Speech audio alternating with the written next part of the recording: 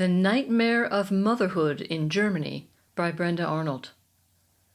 Germany has the reputation of being a socialist state, or at least what is referred to as such in American media, which is just having social policies. English language media write about cradle-to-grave social programs, implying that no matter who you are, the state holds your hand and guides you gently along your path in life. Anyone who has raised children in Germany knows this is bunk. The school system dates for the most part from the late 19th century and is so complex that even the Germans are often at a loss when faced with its myriad possibilities and pitfalls. Working mothers bear the brunt of this complicated system, and as a result, many who can either quit or reduce to part-time work. The children of those who cannot afford to stop working suffer the consequences, since German schools depend on mothers' ingenuity and self-sacrifice to function. I got my first taste of things to come when I got pregnant with my second child. A woman asked me if I intended to return to work. "Yes," I replied. "But you don't have to, right?" she said. She looked at me in wonder. Strange, I thought.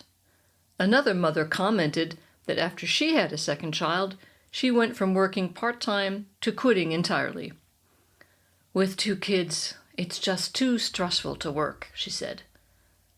I didn't used to think twice about comments on the stress of motherhood. Later, I realized how well-founded they were. But let's start at the beginning.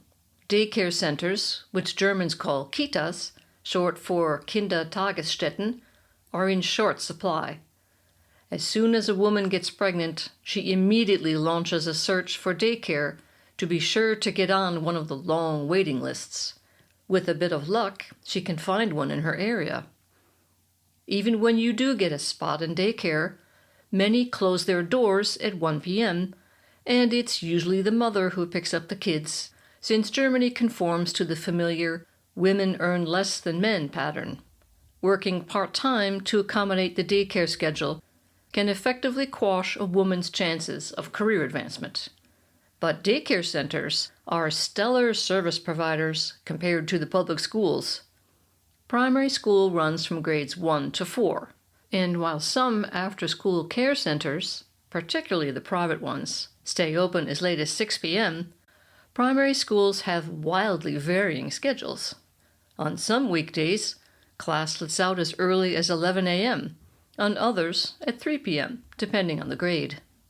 Oh yes, and when the weather is particularly hot, hot being defined as whatever the school principal deems it to be, usually around 90 degrees Fahrenheit, the school declares hitzefrei, a heat day. The school closes and everybody goes home. A friend of mine in Munich, who is originally from Singapore, refused to pick her daughter up early, huffing that these Germans don't know what heat is. On a fine summer day in June, another friend didn't realize that the weather had officially been declared too hot.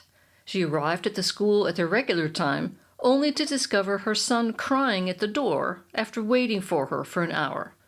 She demanded to know from the teacher how she was supposed to know when it is hitzefrei so she could come earlier.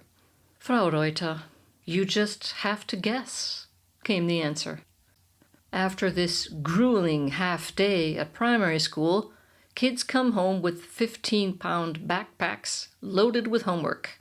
After fixing lunch, mothers are expected to help them with this, unless they are lucky enough to have landed a spot in an after-school care center called a Hort.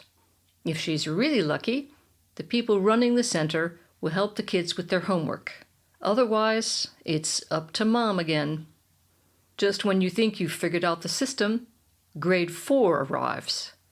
If your child hasn't been performing well in school, it's time to panic. At the end of this year, at the ripe old age of 10, the kids will be split into 3 schools based on their grades. The top tier goes to the elite gymnasium, earmarked for university. The second tier goes to Realschule, which is on par with American high schools and can also lead to college, and the third group goes to Mittelschule, whose students usually wind up in the trades.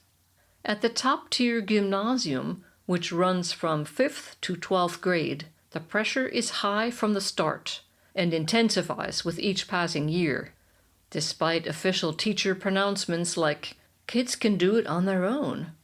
This is just wishful thinking.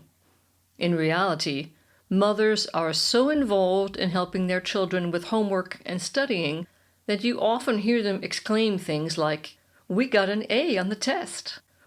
Parents are expected to serve as tutors, and most of them do. Being the naive American that I am, I accepted this assurance that there was no need for me to get closely involved in my kids' schoolwork. I smiled to myself at the busybody mothers who monitored their children's progress so meticulously. Little did I know how necessary this was. When my daughter began floundering in school, my serenity evaporated. I brought in a whole battery of tutors at different times in math, German, French, physics, biology, and chemistry. At least my kids spoke fluent English, which they aced, although they did have to endure the excruciating boredom of speaking better than their teachers for 8 years of school. But having one course as a shoo-in was not enough, as the number of subjects steadily grew to a total of 12 in 10th grade. My daughter's mental health suffered to an increasing degree. After enduring what was probably the most traumatic year of her school career, we found a private school that specializes in helping kids who have been through the public school meat grinder. The effectiveness of the German school system in producing well-rounded young adults is questionable, but it is extremely effective at holding women back by relying on mothers to micromanage their children's schooling. Over a quarter of mothers feel either stressed or extremely stressed, according to a study from the German Youth Institute. The number of women working has been increasing over the past decades, putting them almost on par with men. Out of 100 people employed in 2021, 46.8 were women, as compared to their percentage in the population of 50.8%. But the gender pay gap remains. In Germany, women earned 18% less than men in 2021. Women also tend to be overrepresented in poorly paid jobs, such as caregivers and daycare center workers. This topic was given much more press coverage during the pandemic, when it became apparent how heavily society depends on these caregivers to keep the economy afloat. There are now more women in managerial positions than ever before. There can be no question of parity.